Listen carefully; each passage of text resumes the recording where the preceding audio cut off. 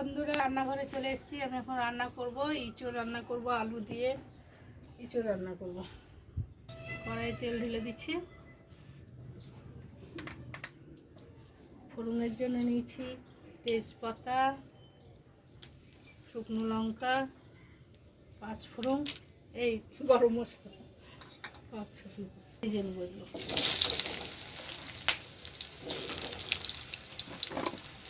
ইঁচড়টাও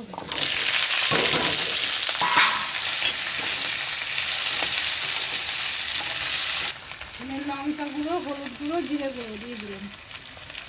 এখানে আদা, পেঁয়াজ, রসুন বাটা আছে। এখানে আদা, রসুন, পেঁয়াজ বাটা আছে। কিন্তু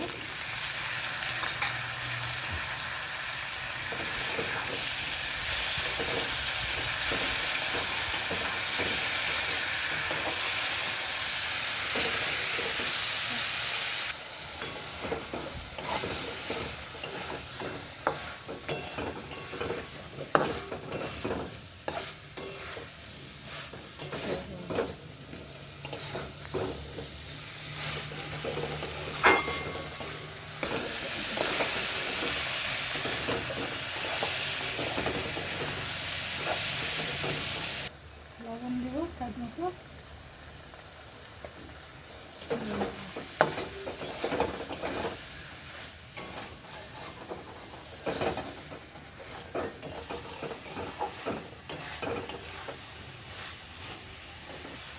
কষানো হয়ে গেছে, জল দেবো,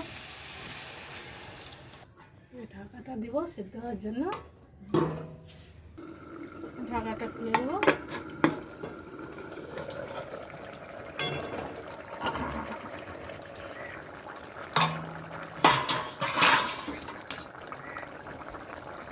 একটু চিনি দেবো, একটু ঘি দিচ্ছি। গেছে আমাদের রান্নাটা, নামিয়ে দিলাম।